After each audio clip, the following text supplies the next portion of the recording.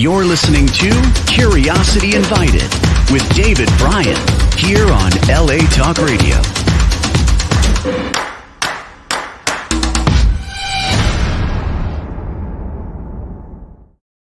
Hello, my name is David Bryan, and this is Curiosity Invited, a podcast inspired by endless curiosity.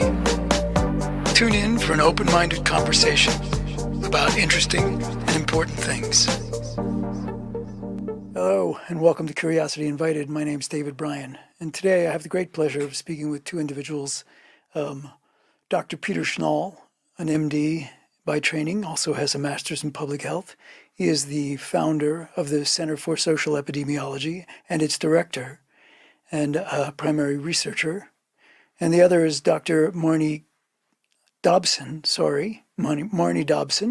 who is a sociologist by training, and she is the center's associate director.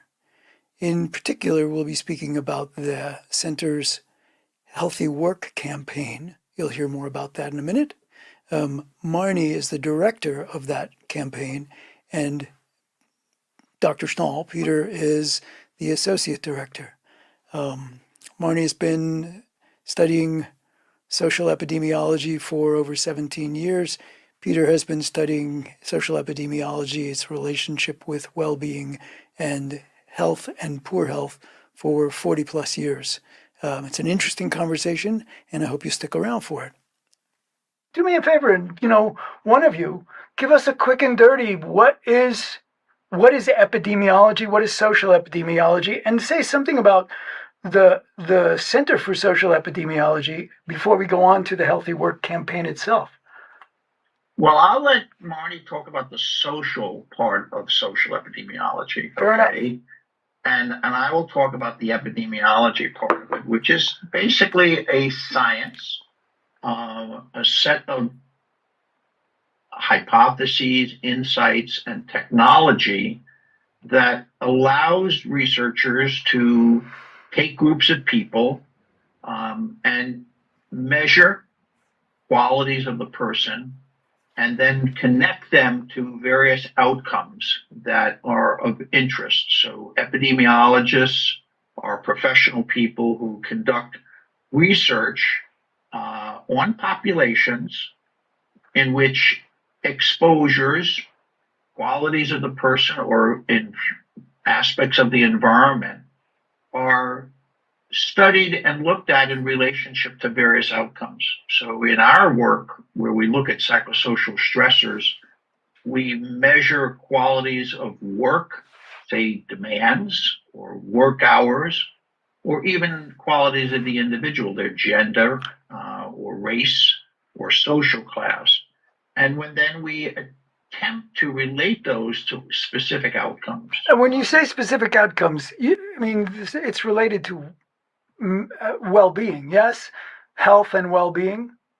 Right. Exactly. Okay. We try and predict why people are doing well or why they're not doing well. Right.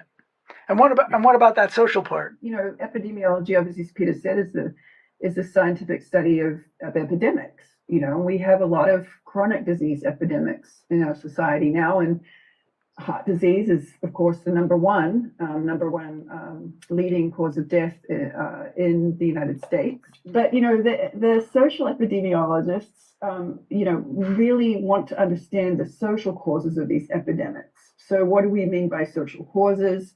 It could be aspects of an individual. So, as Peter mentioned, gender plays a role in whether or not people develop heart disease. We know women, for example, tend not to develop heart disease till after menopause. Social class is a major, what we call social determinant that's looked at in social epidemiology, because we know that people who are poorer, people who have less income, and people who have less education are much more likely to die from heart disease, to develop heart disease, and also to die earlier than people that have more education, more income, and so forth. So that's kind of a rule in social epidemiology. So that's the sort of large umbrella under which the particular research and the Healthy Work campaign are operating, yeah? And so can you say something about what the Healthy Work campaign is? The Healthy Work campaign was based on that same mission. In around 2018, 17, 18, Peter and I and our colleagues were sitting around talking about how we have all this great scientific data that shows that unhealthy working conditions, particular kinds of work stressors, sort of sources of stress in the work environment. Peter mentioned some: high job demands, workload, long work hours, social support or lack of social support, work-family conflict, all these elements that have been measured scientifically as forms of stress and have been shown through these epidemiology studies to predict onset of depression, burnout, heart disease, that this information needed to be known more broadly to everyone, because we all sort of take stress for granted. I think we're all like, oh, stress happens. It's just some part of what we do for business. Yeah, I guess I think it's important to drill down on that word, right? I mean, because it's a word that has that people have a very common understanding of it. Oh, I'm so stressed, right? Like, well, whatever. The baseball game was so stressful, right? Whatever it was. And this is a question. That's not the stress you are talking about, right? In part, I think stress is a complex of factors. Obviously it's biological, and we can think about the elements of that because we all have it. It's a mechanism that we use as human beings to either fight when we're under threat or to flee, run away from a threat. And we've had it, as part of our survival instincts forever. So that's a stress response that we see. Our heart rate increases. Our palms might get sweaty. We have higher blood pressure when we're under stress. All of these elements that are part of this acute stress response. But what we're interested in is what causes that feeling of threat in the first place. Why do we, as modern human beings that aren't usually, chased by tigers anymore, why do we still experience stress? And in what ways, what environments are we more likely to experience stress? Mm-hmm. That's where the social part comes into it, because what we found is that there are certain things that occur in the work environment that are kind of symbolic threats. People who feel like they're not able to get all of the demands of the job done in a certain time period. They feel time pressure, or they have conflicting demands. They have multiple supervisors telling them different things, which increases their demands and provokes the stress response. So what we're looking at are the sources of stress, the things that cause the stress response. And so that's sort of the main difference when we talk about these scientific measurements of stress, is the causes of stress.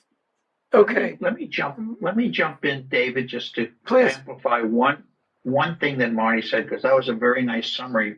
So one of the really big differences between the life that human beings lived in the past and the way we live today in our modern society is the issue of chronicity of exposure to demands. When you're a hunter-gatherer and you're out chasing down, the dinner for this evening or for the next few days, your interaction in the environment that involves risk taking is usually fairly short and abrupt, okay, and self-limited. You hunt an animal, you kill the animal, or the animal kills you. It's brief. But we've now evolved a society where the manufacture and production of the things we need to live, which includes food and clothing and automobiles and housing, et cetera, these are things that require consistent, persistent, elevated effort. We go to work in the morning and we are confronted with demands, things that we need to accomplish in the course of the workday. And some of these things are stressors. They are things that we recognize cognitively in our own brains that, oh my God, we need to do something about these demands, okay, or we'll be in some sort of trouble. We won't get the job done. It won't be a tiger, but it will be something. Yeah. It Might lose your job. it's this, yes, it's the social setting in which we find ourselves. Right.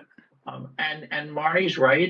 Your job insecurity, which is one of the things which we label as a workplace stressor, is one of the many things that we could be perceiving about work during the workday. And the thing is, we are aroused by these demands. These demands require us to put in more effort than we would like to be, certainly more effort than sitting and reading a book or watching a television program at home. I mean, physiologically, we are aroused physiologically by these certain demands. Absolutely. Okay. That's correct.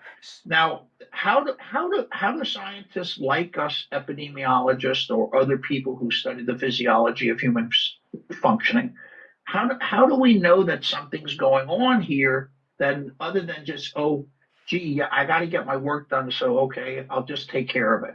Because we can actually measure things like your blood pressure at work while you're working. We have devices today, ambulatory blood pressure monitors, Sure, which we can put on people. We can follow them around during their normal day, and when they're off, when their blood pressures, basically when they're relaxing and taking it easy, their blood pressures are nice and low.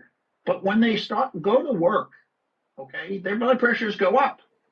In fact, if you study bus drivers, when the bus driver goes to get in the bus with an ambulatory blood pressure cuff on his arm, which we're able to do these days, their blood pressure goes up the minute they walk up the stairs and get behind the wheel of the bus. before they even start. Before they even turn the key.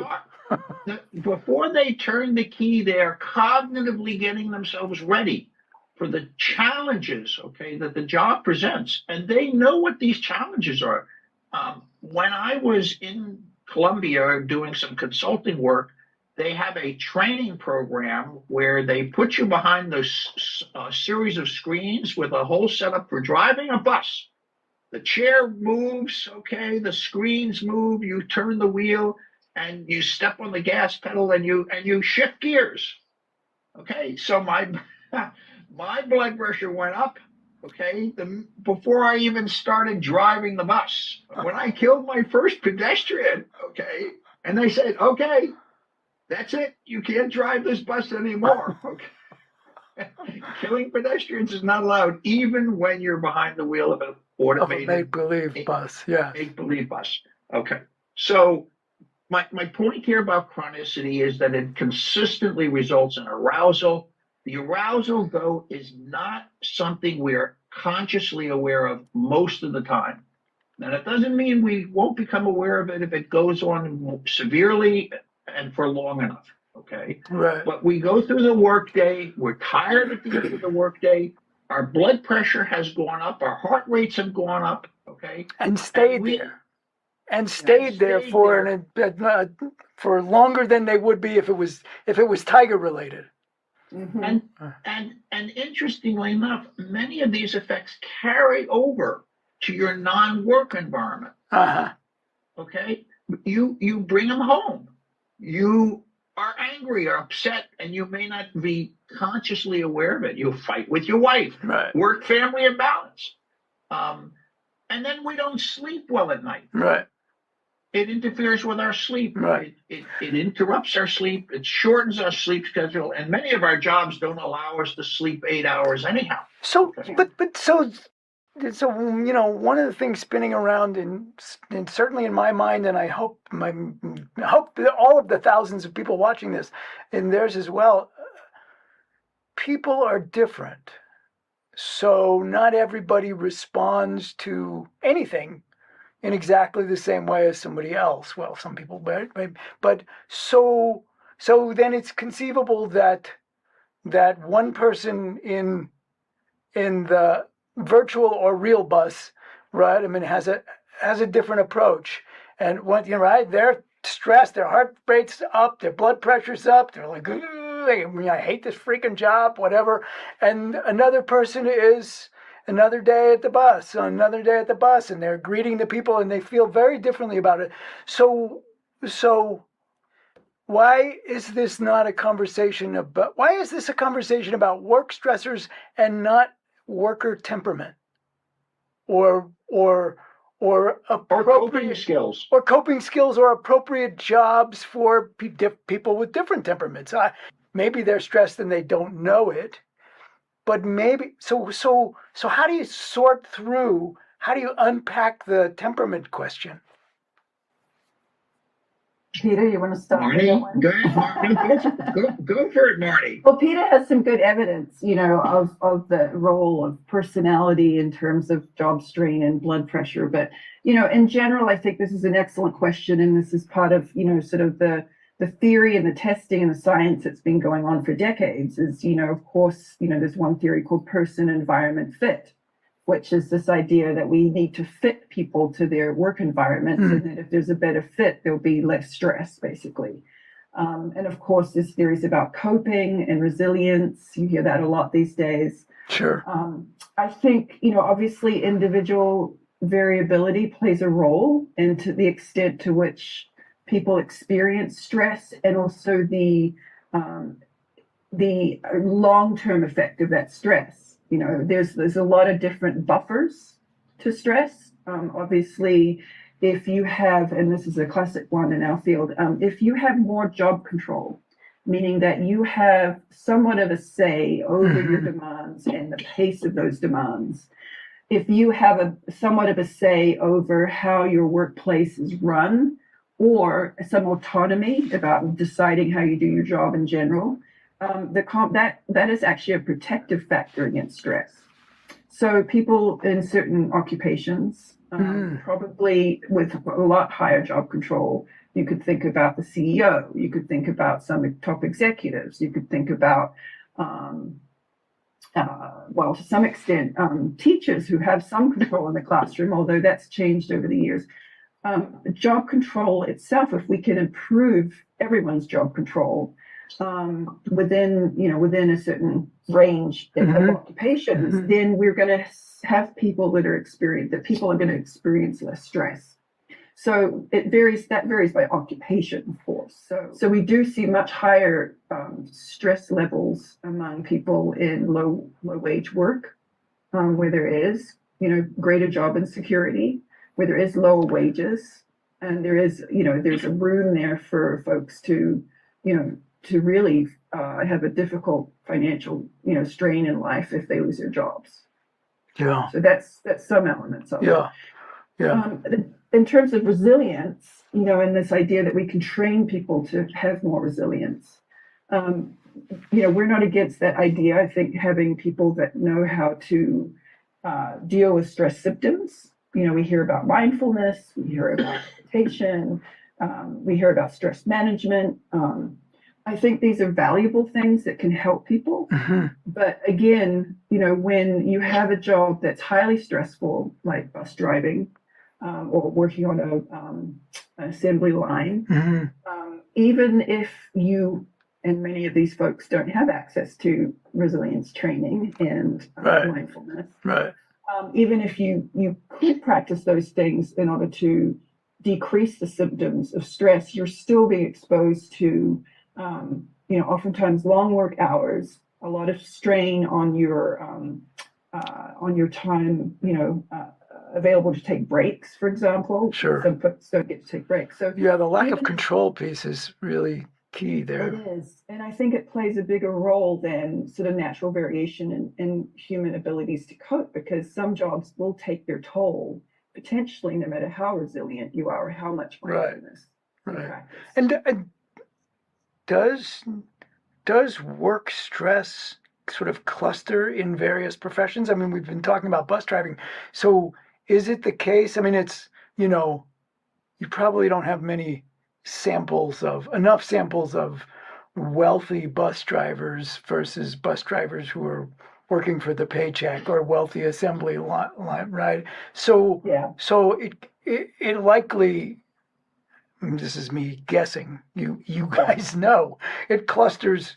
There's certainly clusters around level of income, right?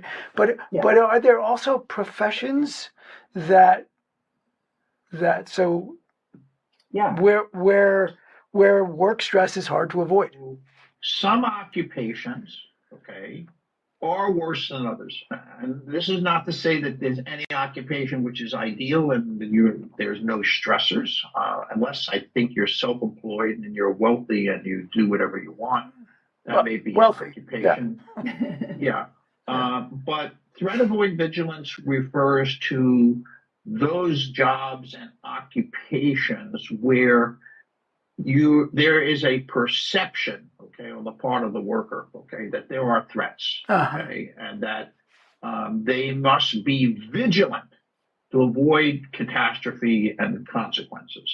And bus drivers, which we started talking about, is a good example of a profession with a very high level of threat avoidance vigilance, because while you're driving the bus, the lives of all of these people in the bus are at you. You're responsible for them. I mean, so you have the combination of worrying about the people who are in the bus with you.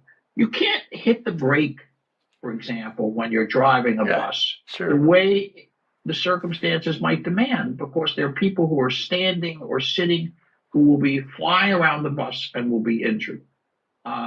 And second, of course, there are all the people in the street, Traffic. The pedestrians, the bike riders, the other stupid competitive drivers of vehicles who are going to be cutting off your bus because, the bus doesn't really matter. And plus, who wants to get stuck behind the bus and yada, yada, yada. Right? Exactly. But in all seriousness, the bus driver, has to literally be aware of an entire environment of risks, which are changing every single moment that they're driving. Okay. That's the vigilance part of this. It's not like, you have a risky thing and then it's predictable. So you don't have to pay, it's not even like flying an airplane. Okay. Heart attacks in airplane pilots occur on takeoff and landing. Okay. Not during the multiple hours in which you're flying the plane from one destination to the other.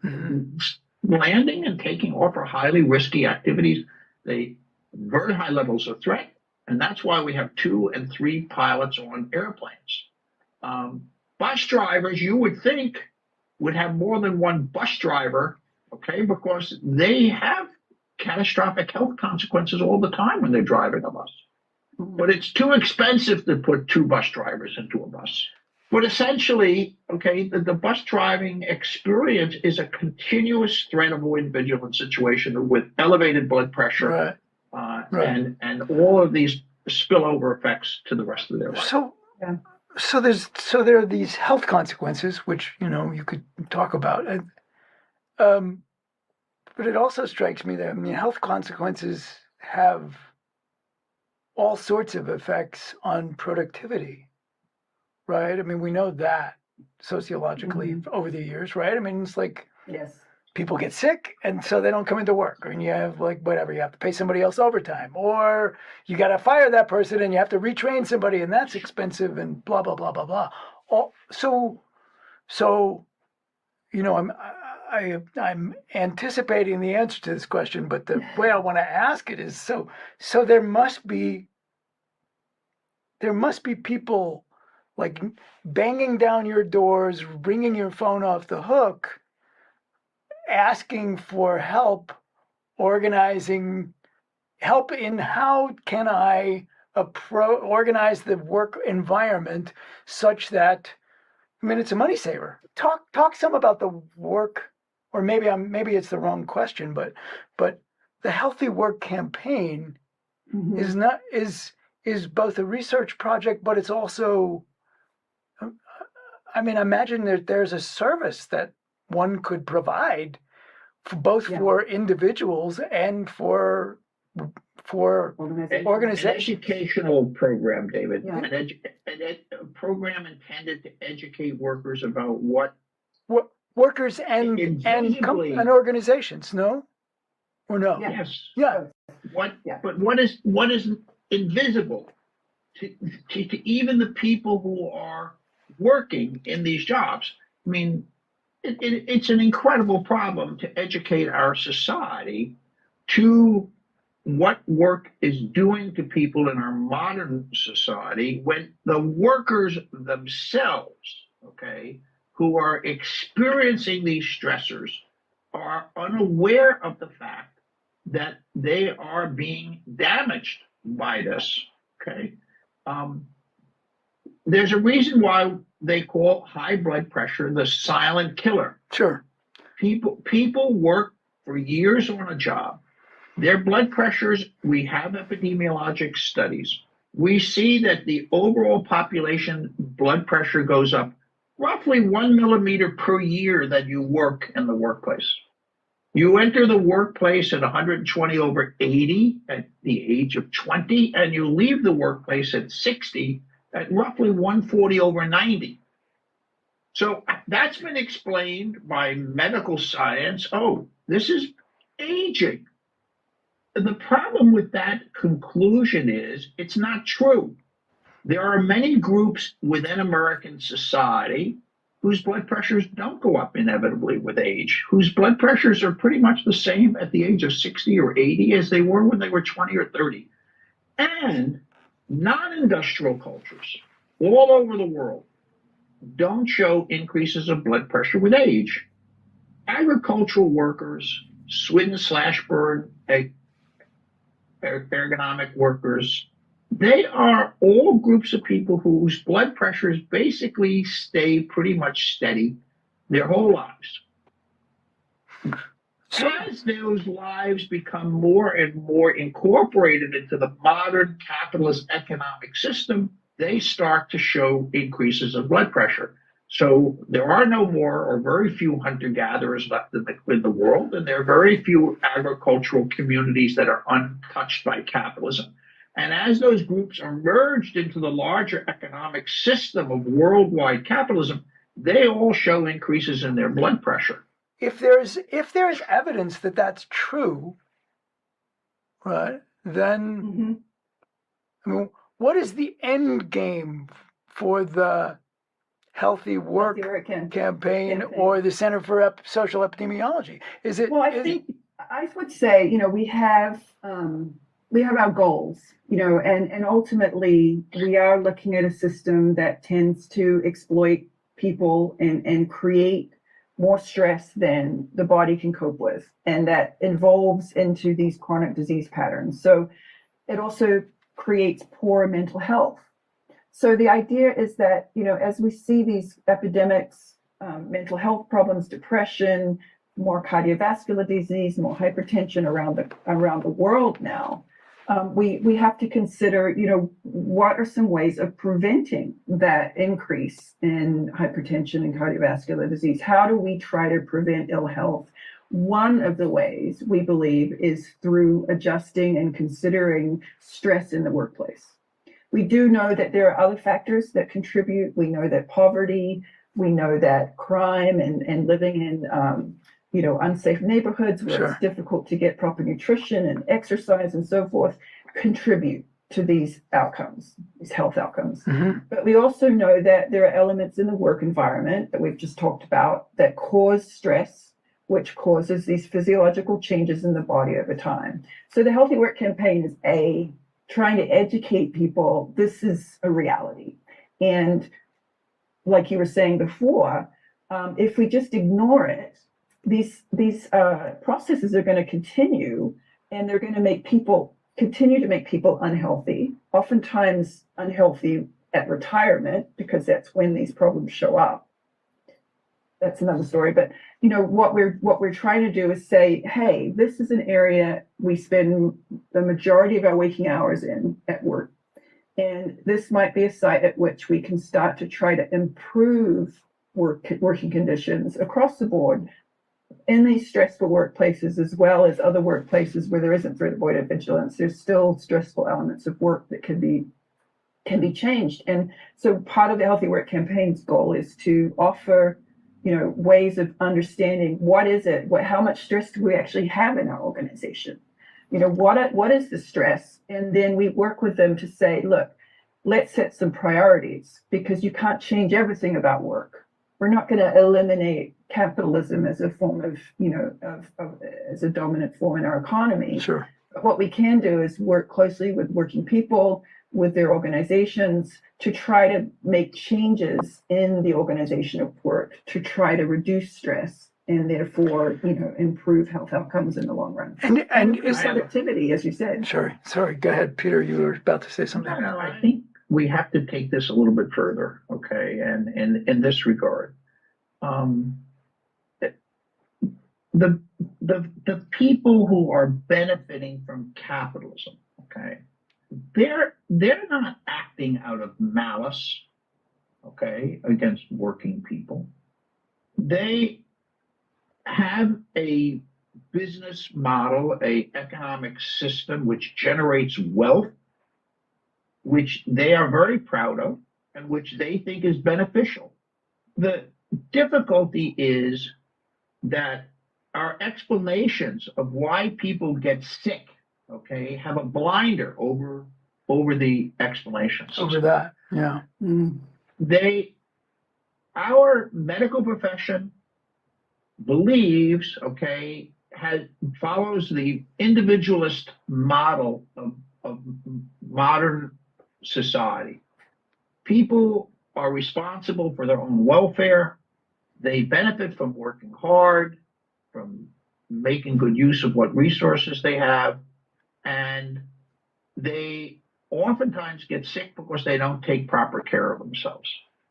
They get high blood pressure because they're overweight, they eat too much, they smoke cigarettes, they fail to exercise, and these are the risk factors that individuals expose themselves to, and lo and behold, they get sick from these things, and they do not see that working conditions, okay, do two different things.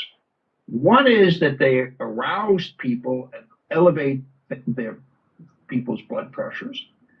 They stress people, these jobs, which means that they compensate for the stress by doing things like not eating properly. Sure. Or Smoking they work cigarettes. such long hours that they can't exercise properly or do things that would promote their own health and well-being. So we have a conceptual model in American society that places the responsibility on individuals, not on the social processes which guide our society. There's an inclination to blame the individual. Well, I mean, I asked that question before. Well, what, temperament, right? So that's an individual, right? I'm pointing at those individuals. Other people are not affected that way, so whatever. So get a different job, right? Assuming you can. But are you directing the education towards the larger system, or are you simply trying to give people, simply is wrong, I don't mean to dismiss that like that, but to give people tools to deal with their stress, which, by the way, because we're not talking about it, is inevitable in this world because we live in this society. You don't want to undo capitalism, and so all we can do is give them tools. So I think we're kind of ambitious, I think, but we do want to try to reach, working people, because I think we want to try to raise awareness among working people that work stress isn't just in their heads. It's not their problem. It's not solely their problem. It's not because they can't unstress or de-stress. They can't, manage their stress. It's because they're exposed to stressful working conditions, and that a lot of working people know this. They know that there are stressful elements in their job that aren't necessary. They're not necessary to be there. So, for example, and we keep bringing back the bus drivers, but we did a big study with the bus drivers. Their timetables are set, by the metro system. Okay. But their experience in reality with traffic and with the passenger loads gives them an insight into why the bus system is always late, because they have too many people to pick up at all these places to make that timetable work. So instead, they have dispatchers yelling at them to try to get them to make the timetable work. Whereas if the metro system stopped and looked at the real time and the reality of the bus system, they might create timetables that were more realistic based on the driver's knowledge. But they'd have to hire more workers. I was going to say, right? That means hire more workers and have more buses and yada, yada, yada. So it would seem like the strategy here would make more sense to say, look, you are going to be more productive. You're going to make more profit if you get healthier workers. And the way to get healthier workers is spend a little more on equipment and humans, and you'll actually make more money. Or is that not true? There's a fallacy. There's a very important fallacy here in that line of thinking, David, which I respect. Yeah. It's a straight, what you're giving is a straight line analysis, but it misses one important thing. Good, tell me. If it was true that exploiting the workers and making them sick cost you a lot of money, which offsets your profits, it might be a good idea to slow down on what you're doing. Right. But the problem is in America is there is no shortage of workers. No, right. But the truth is, over the last 15, 20 years, as the Economic Policy Institute has published, profits of companies have gone up like 4 or 5 times the rate of increase in salaries of workers. So is the Center for Social Epidemiology a misnomer? Is it the Center for Economic Epidemiology? We do encourage individuals to unionize, because we do believe that labor unions provide legally, a legal protection, and also mechanisms by which they can get better working conditions and healthier work. Sure. We've seen that in the strikes this hot labor summer, Right. Improvements in staffing. A major part of improving job demands is obviously improvements in staff. And I would say one other element that has been a significant change in our social world, our work world, our economy is COVID and the pandemic. I think one of the things that the pandemic did was shine a light on these issues of worker health and safety. And many workers during that time, especially when we look at healthcare workers, public health workers, folks who are on the front lines, experiencing massive demands, and not necessarily being taken care of by employers, the lack of PPE, for example. Sure. A lot of folks left their jobs. They got too burnt out to continue. And there's a massive staffing shortage among healthcare workers. We're looking at doctors and nurses that are intending to leave the profession in the near future. And there's a lot of understaffing. So that has a major impact. It causes more burnout. You have more staff leaving, and then there's more shortages. So it's a cycle that, at least in some industries where there are staffing shortages, healthcare systems, other industries that rely on skilled workers, have to begin to think about ways of preventing burnout and protecting worker mental health. Do you see signs of, silver linings in little signs of light and hope in the shift? Is there a shift in? There are companies that have come to us as the Healthy Work Campaign, concerned about high levels of burnout and turnover among their people. They're concerned about their worker mental health, and they want to know what they can do to make a difference. In what areas? Have those appeared, those kind of organizations? We've had people from major airports, like airport workers, health and safety folks. We've had people from health and human service agencies, public health departments. We've had folks from small nonprofit organizations that are, people that do service and give, a lot, and they struggle with stress. We've had educational institutions as well that have worked with us. That's great. So a range of organizations particularly concerned about health and well-being. Not enough. No, sure, We right. thought we'd have, as you were saying, we should have people knocking down our doors. Peter, you're chomping at the bit there. Yeah, no, I think Marty has hinted at and touched on a couple of interesting points, but I want to clarify what may be in distinction to Marty's position, but I'm not sure it is. That we've been approached mostly by groups, I think, representing what I would think of as the public health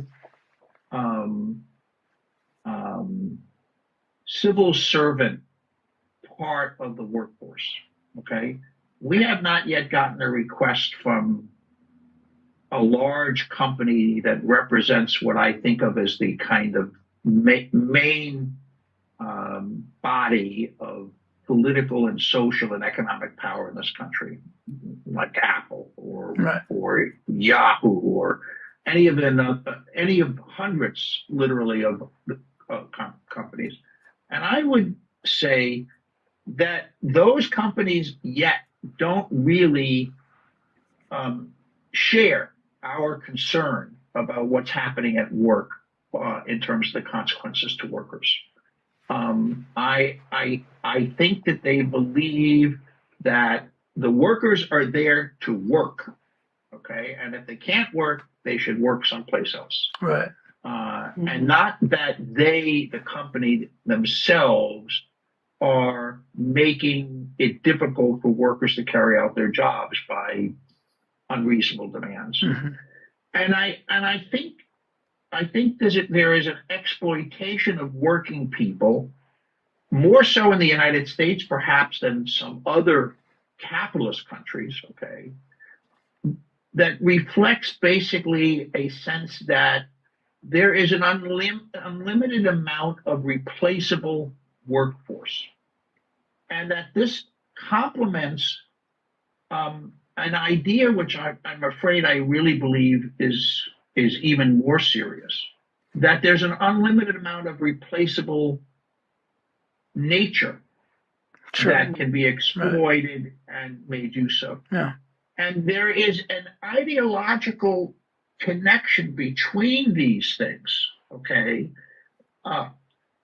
Companies don't feel as though it's their obligation to replace what they use in the process of making something. Their job, they believe, is to produce things. And I think they believe, to the extent that there's any responsibility for the consequences, it's the government's responsibility. It keeps coming back to that emphasis on the individual, right? I mean, there is the ethos right from the start of the United States, right? Is that the free individual making it on his or her own and achieving singularly and grit and the rising to the top and all of those things. And there's value in that. And you go to other places that, when I'm not talking about places that are socialist, communist, whatever that means anymore, right? We're not talking about like China or where there's a collectivist attitude. We're talking about other capitalist countries that the population believes strongly in social safety net. You can see it in the medical system, and you can just see it. It's like when people fall, nobody hits the concrete, right? Or at least that's the effort. Like, we don't want people to crash and burn. And and that is, it's a very different ethos than the one in which we take pride. And there is pride to be taken in individual achievement. It's wonderful. Sure. But to run a society where that balance is so out of whack, has consequences that you guys study. Well, it even creates another stressor that, well, I don't know if it's a stressor in the way you guys look, but it's the individual who is suffering from the consequences of that is meant to feel, Yeah. embraces the idea that I am a failure. I failed.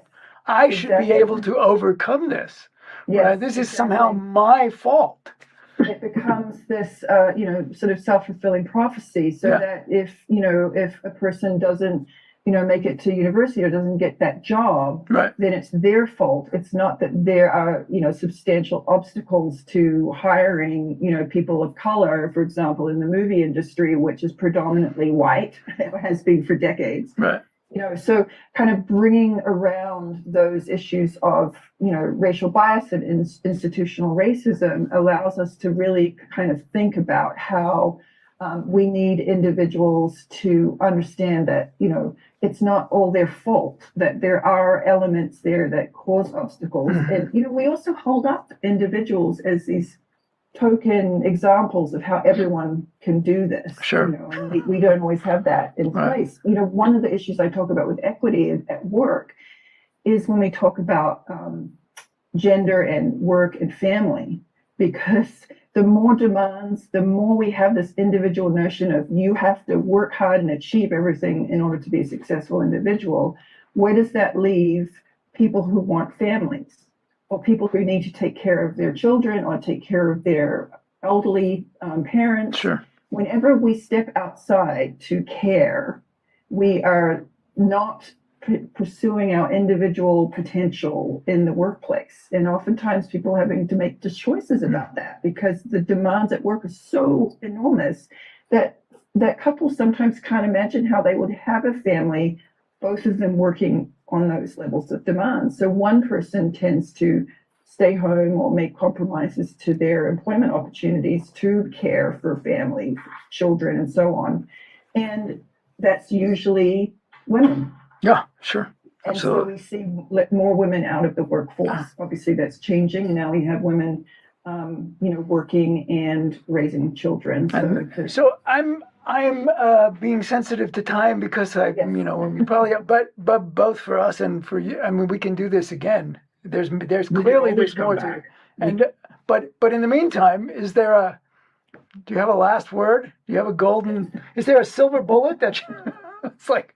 Is there something that needs to be said before we sign off? And well, yes, I believe, and we believe, as this public health campaign that we're running, that there is room for change, and and it may be incremental. It isn't going to happen overnight. With working people being more aware that, and organizations that want to have healthy people and have more productivity in their business, that they will see that there are ways of doing that may not necessarily require them to spend enormous amounts of money. And we offer some of those resources and ideas and work with organizations to come up with incremental changes that could improve stress at work. There's one thing we haven't talked about. Not only do they get stressed at work, but Marnie has made the point, we've made the point all through this talk, that people are being stressed by job insecurity and by what's going on in their homes and work-family imbalance and not being able to pay their bills and the consequences of living day to day, mouth to mouth. Okay. Hand to mouth, yes, right, absolutely. Hand to mouth, I'm sorry. Yeah, mouth to mouth is all right. Yeah. Anyhow, I think the point is we could do better. Yes. And the Healthy Work Campaign believes that we can do better, that it doesn't really require any sort of dramatic, lightning bolt from the sky. Okay. Well, it's just simply people acting like human beings to each other. Well, I will. That's so funny that was the second to last word. So, because what I was going to say is, I won't mention the company. I am on the board of a publicly traded company, and it's not one of the large. It's not Amazon. It's not it. Too bad, David. Yeah, exactly. But we treat the workers. It's factory, it's manufacturing, it's remanufacturing and manufacturing auto parts, and treat the workers so sort of well. Are they making millions? No, but provide housing. I've started an organic farm to make sure that healthy meal, feed people, right? I mean, to make sure that they can eat well, et cetera, et cetera. So there's, it's a ray of hope. It's a silver lining in an otherwise sometimes bleak world where people are exploited. Can I comment on that? Sure. Because I think you're describing one of those niches in American society in which good behavior is rewarded in various ways. And most of the business that we're talking about, the rewards are financial, not social relationships with people. Okay. Who can believe that the big three automobile makers have now had a strike going on for 4 weeks, which is costing them billions and billions more money than they're being asked to pay the workers. Right. They're willing to do that to make sure that the workers get less. Now, what is the logic of that? If they're actually willing to invest money now to make sure that workers later don't make more money. Right. Don't make those more demands, which exactly. Absolutely. Yeah. So, yeah. And so one area of our economy where we do see progressive things happening are private enterprises that are owned by families or small groups of like-minded people with social consciences. Mm-hmm. Okay. Sure. The rest of our society is managed by the marketplace. Well, right. What are the rewards? The rewards are your stock goes up and your business is financially reimbursed by the marketplace. Yes. And it's a recipe for disaster. And it's nice to find, and it's good to find and to work for and towards those places where there are pockets of sanity throughout the world, and you look for those, and you want to fan the flames of that. So so let me just say as we leave, thank you both so very much. I mean, I'm hoping you got to say all sorts of things that you wanted to say. Again, Peter, we can do this again down the road for sure. And I just want to thank you for giving your time and being willing to have this conversation. So thanks so David, much for having us. And we appreciate your openness and your great questions, and we're very happy to share about what we're doing. I want to second what Marty just said. You're good. You're a great host, David, and we really appreciate it. You're listening to Curiosity Invited with David Bryan here on LA Talk Radio.